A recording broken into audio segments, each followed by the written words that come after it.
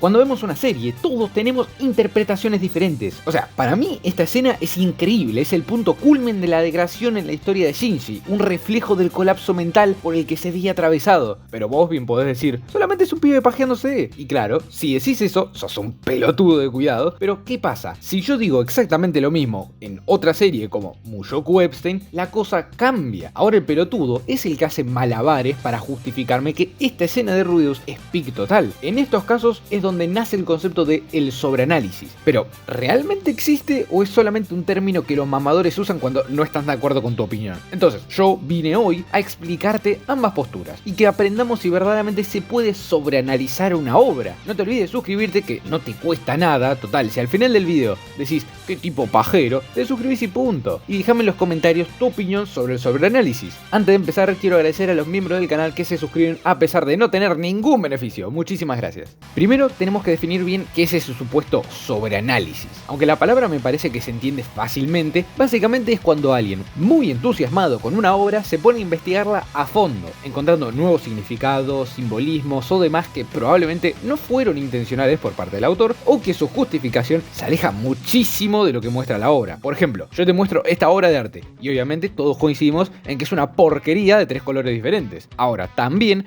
va a salir un pibe sin ningún tipo de relación afectiva desde el pozo más fondo y va a explicar cómo es que cada uno de esos colores representa una emoción y la brocha es un impulso de fuerza hacia la libertad. Esto claramente es un sobreanálisis, porque nada de la obra me dice realmente, o en todo caso la justificación hay que tomarla con pinzas. Ahora te voy a explicar ambas posturas extremas y después te dejo cuál me parece que es la más acertada. Primero pongámonos en la posición de que sí, existe. Bueno, según esta postura, la obra en sí misma tiene un significado en particular, por ende es limitado. Este sentido obviamente fue planteado por el autor a la hora de crearlo. Por ejemplo, Bocchi de Rock está hecha para ser una serie de comedia, sin muchas vueltas, tanto divertida como relajante. Entonces, si yo empiezo a decir que en realidad va sobre la evolución progresiva de una persona con incapacidades para socializar, estoy sobreanalizando, porque no solo la obra no fue planteada de esa manera, sino que yo estoy imponiendo mis ideas por sobre la obra. Básicamente me estoy proyectando y no me importa tanto lo que la obra diga, sino lo que yo quiero leer de la misma. Esta postura pone al autor como la figura máxima, porque es literalmente el que confirma lo que es o no es una interpretación válida. Y nosotros como lectores tenemos el objetivo de desentrañar ese significado a través de todos los aspectos de la obra. Ahora, ¿qué pasa? Para hacer eso mismo tenemos que conocer el contexto lo máximo posible. Porque, por ejemplo, si yo te digo que todo Code Geass es una alusión a la guerra ucrania-rusa, puede tener más o menos sentido, pero si el anime salió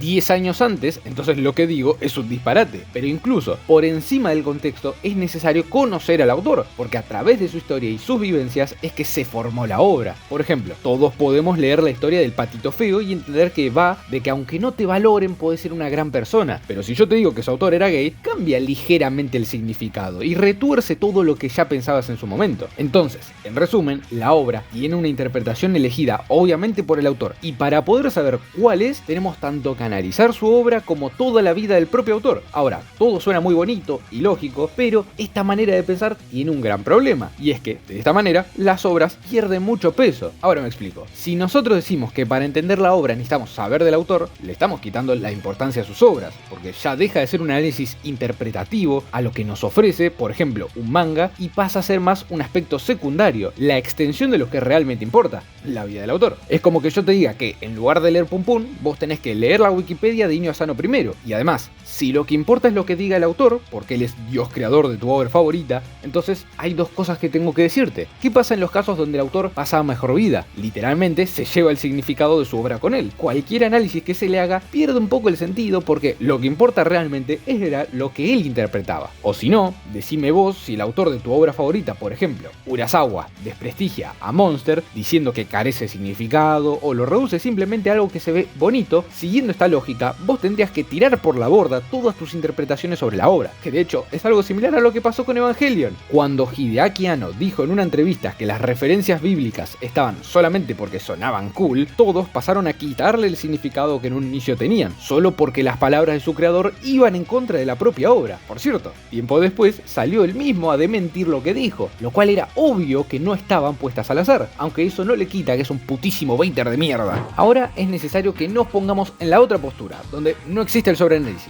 A diferencia del anterior, el significado en una obra es ilimitado y el autor no importa realmente. Esta representa únicamente una de las partes que conforman la obra, pero una vez que el autor la termina, este se desprende de ella y pasa a ser un aspecto secundario. De este modo, al final del día, no dependemos de lo que diga él, porque lo importante es la obra en sí y no quién, cuándo o cómo es que lo hayan escrito. Berserk va a seguir siendo un pedazo de manga, ya sea que Miura, Gege Akutami o mi tío Tato lo haya escrito. En este caso, el público se convierte en un co-creador de la obra, una vez que ésta la consume y la interpreta, porque, seamos sinceros, una obra de arte se hace para ser apreciada. Si yo escribo un libro, el cual nunca nadie llega a leerlo, entonces no sería arte, por lo que el público, el espectador o el lector es necesario para la constitución de una obra. Ojo, aunque el autor tenga un rol casi que secundario, esto no quiere decir que él no haya hecho la obra con una idea clara en mente, pero eso no me impide a mí interpretar lo que se me dé la gana, porque vos como autor sería ilógico que hagas un libro y que pienses que todas las personas o siquiera una de ellas puede entender exactamente lo mismo que vos. Como dijimos,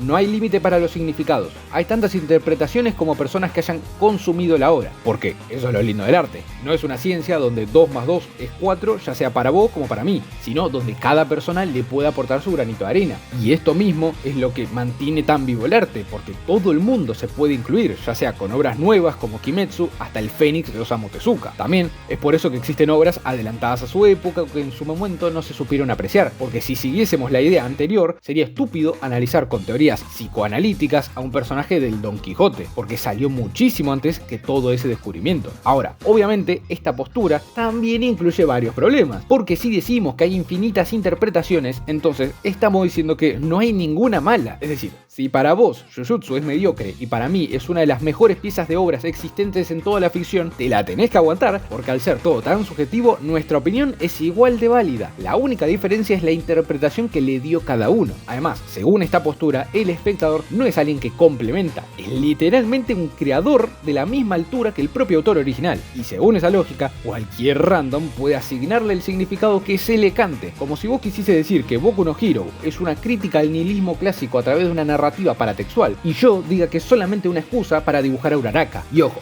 parece que vos podés interpretar tu obra siempre para bien, pero también puede ser lo contrario. Por ejemplo, si yo me enojo con One Piece porque creo que la obra apunta a que el tesoro son los amigos que hicimos en el camino, a pesar de que el manga en ningún momento me aclara eso, e incluso el propio Oda salió a decir que no es así, a mí no me tiene que importar porque mi interpretación está por encima del autor y de la propia obra incluso. Ahora, como les dije, esas dos posturas justamente son extremistas y muy probablemente casi nadie esté de acuerdo al 100% con cada una de ellas, así que les voy a dejar mi opinión teniendo en cuenta todo lo que mencionamos. No quiere decir que sea la verdad absoluta, pero bueno, si querés tenerlo en cuenta, libre sos de tomar de referente a un youtuber de anime, pero bueno, es tu problema. Entonces, ¿el sobreanálisis existe? Sí, para mí sí. El autor, nos guste o no, es una pieza esencial para la existencia de la obra, y nosotros como el público tenemos que ver qué piezas nos dejó a nosotros y darle forma. Algunas obras serán más directas con su mensaje, como Vinland Saga. Dudo que alguien salga de ahí diciendo que ganas de cagar una piña con la primera persona que me encuentre. Y también hay otros cuyo mensaje es más difuso o lo dejan más abierto, como el final de Evangelion. Pero ojo, esto tampoco quiere decir que puedas interpretar lo que se te dé la gana. El final es abierto y dejas cosas sin explicar, pero aún así toda la obra apunta hacia un mismo lado, te guste o no, estés de acuerdo con lo que la obra dice o no. Si yo quiero imponer mi ideología sobre la obra, para eso me hago un fanfic y listo. Ahora, como te digo que el autor es importante y nosotros tenemos que descifrar su mensaje a través de su obra, tampoco te voy a decir que es Dios encarnado. Para mí el autor es importante, sí, pero a la hora de analizar un anime, manga o lo que sea, la misma obra está siempre por encima. ¿A qué me refiero con esto? Todo lo que diga el autor externo a la obra no me importa. Bueno, más bien, es importante escucharlo y podemos tomarlo en cuenta, pero no es palabra santa. La obra está siempre por encima y debe ser autoexplicativa. Si el día de mañana sale Gege, el creador de Jujutsu, a tapar todos los huecos argumentales que dejó abierto en su manga de mierda, eso